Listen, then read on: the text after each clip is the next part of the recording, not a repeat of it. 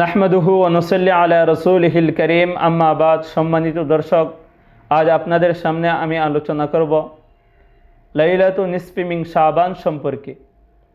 আসলে আল্লাহ রাব্বুল আলামিন উম্মতে মুহাম্মদিয়াকে এমন বিশেষ কিছু রজনী দান করেছেন, যেটা হলো উম্মতে মুহাম্মদিয়ার বৈশিষ্ট্য। আগেকার উম্মতকে আল্লাহ দান করেন নাই। তন্মধ্যে লাইলাতুন মিন নিসফি শাবান হলো অন্যতম। আসলে লাইলাতুন নিসফি মিন শাবান এর ব্যাপারে আমাদের দেশের মধ্যে যেমন বাড়াবাড়ি রয়েছে, তেমনি ছাড়াছাড়ি রয়েছে। অনেক আহলে হাদিস ভাইরা তারা লাইলাতুন নিসফি মিন শাবানকে অস্বীকার করেন, তার ফজিলতকে তারা অস্বীকার করেন। অথচ রাসূলুল্লাহ সাল্লাল্লাহু আলাইহি ওয়াসাল্লাম থেকে সহিহ সনদে একাধিক হাদিস বর্ণিত রয়েছে শবে বরাতের ফজিলত সম্পর্কে। বিশেষ করে মুআয ইবনে জাবাল রাদিয়াল্লাহু তাআলা আনহু থেকে বর্ণিত হাদিস, যা ইবনে হিব্বান রাহিমাহুল্লাহু তাআলা আনহু সহিহ ইবনে হিব্বানের 5665 নং হাদিসে উল্লেখ করেছেন।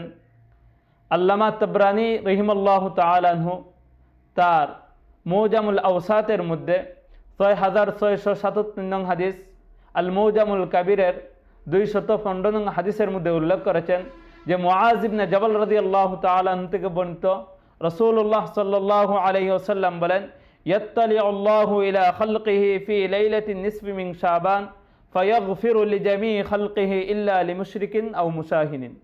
যে আল্লাহ রাব্বুল আলামিন লাইলাতুন নিসফি মিন শাবানে আল্লাহ তাআলা তার সৃষ্টিজীবের প্রতি বিশেষ দৃষ্টিপাত করেন। আল্লাহ তাআলা সমস্ত মখলুকাতকে মাফ করে দেন দুই শ্রেণীর মানুষ ব্যতীত।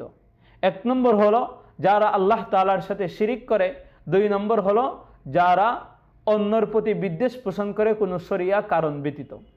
এই হাদিসের ব্যাপারে ইমাম হাইসামি রাহিমাহুল্লাহু তাআলা মাজমাউজ জাওয়ায়েদের মধ্যে উল্লেখ করেছেন 12860 নং হাদিস। এই হাদিস উল্লেখ করে বলেন, রাওয়াহু তাবরানী ফিল কাবীর ওয়াল আওসাতি রিজালুহুমা সিকাতুন।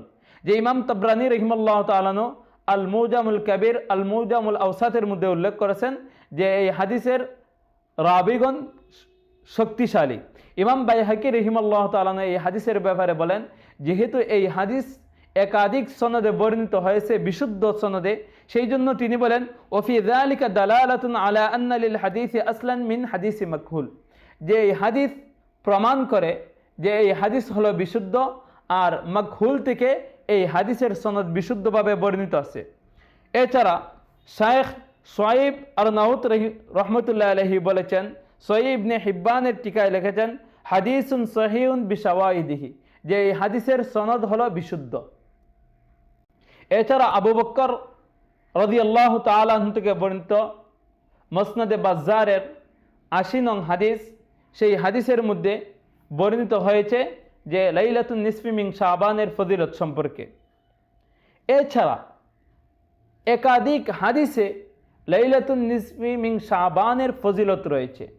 বর্তমান আহলে হাদিস ভাইরা যারা লাইলাতুন নিসফি মিন শাবানকে অস্বীকার করে, এছাড়া তাদের যে বড় বড় ইমাম রয়েছে, তারা এই লাইলাতুন মিন নিসফি শাবানের ফজিলতকে স্বীকার করেছেন। যারা আহলে হাদিস ভাইরা রয়েছে তাদের প্রধান ইমাম শায়েখ ইমাম ইবনু তাইমিয়া রাহিমাহুল্লাহু তাআলা আনহু, তিনি তার একাধিক কিতাবের মধ্যে লাইলাতুন নিসফি মিন শাবানকে স্বীকৃতি দিয়েছেন। তার একটি কিতাব আছে আল ফতওয়াল কুবরা। এই কিতাবের 1 নম্বর খণ্ড 301 নম্বর পৃষ্ঠার মধ্যে তিনি বলেন, ওয়া আম্মা লাইলাতুন নিসফি মিন শাবান ফাফিহা ফাদলুন, যে লাইলাতুন মিন নিসফি শাবানের ফজিলত রয়েছে। এছাড়া তিনি বলেন, ওয়া কানা ফিস সালাফ মান ইউসাল্লি ফিহা ওয়ালাকিন ইজতামাআ ইহয়াআন ফিল মসজিদ বিদআতুন, যে পূর্ববর্তী অনেক সলফে সালেহিনরা তারা ওই রাত্রে নামাজ পড়েছেন, কিন্তু একত্রিতভাবে মসজিদের মধ্যে জামাতবদ্ধভাবে নামাজ পড়া এটা হলো বিদআত। তবে একা একা ওই রাত্রিতে একা একা ইবাদত করা যাবে। সহিহ শায়েখ তাদের শায়েখ ইবনু তাইমিয়া রাহিমাহুল্লাহু তাআলা স্বীকৃতি দিয়েছেন। এছাড়া তার একটি কিতাব রয়েছে ইক্তিদাউ সিরাতিল মুস্তাকিম। ওই কিতাবের 1 নম্বর খণ্ড 301 নম্বর পৃষ্ঠার মধ্যে বলেন, ومن هذا الباب ليلة النصف من شعبان فقد روي في فضلها من أحاديث المرفوعة والآثار ما يقتضي أنها ليلة مفضلة তিনি বলেন লাইলাতুম মিন নিসফি শাবান সম্পর্কে একাধিক হাদিস মারফু হাদিস রয়েছে, আসার রয়েছে, যেটা প্রমাণ করে অবশ্যই এই রাত্রের ফজিলত রয়েছে।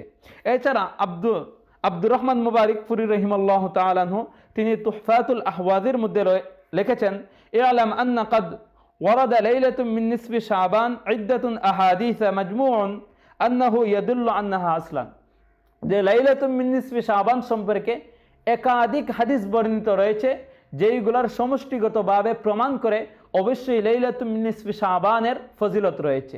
তাহলে আহলে হাদিস ভাইদের যারা ইমাম রয়েছে তারাও এই লাইলাতুম মিন নিসফি শাবানের ফজিলতকে স্বীকৃতি দিয়েছেন। সুতরাং আমরা সহিহ হাদিসের মধ্যে পাইলাম যে লাইলাতুম মিন নিসফি শাবানের অবশ্যই ফজিলত রয়েছে, আর তাদের যারা ইমাম রয়েছেন তারাও এটাকে স্বীকার করেছেন। সুতরাং আমি তাদের কাছে অনুরোধ করব, আপনারা সহিহ হাদিসগুলো ভালোভাবে তালাশ করেন, ভালোভাবে দেখেন, কিতাবগুলো মুতালা করেন, এই হাদিসের সনদগুলো নিয়ে আপনারা পর্যালোচনা করেন। এই হাদিসগুলোর সনদ অবিশুদ্ধ। সুতরাং আপনারা মানুষদেরকে আর বিভ্রান্ত করবেন না, উম্মতকে গুমরার দিকে ডাকবেন না। আমার সেই অনুরোধ রইল। আল্লাহ তাআলা আমাদের সবাইকে মানার তৌফিক দান করুক।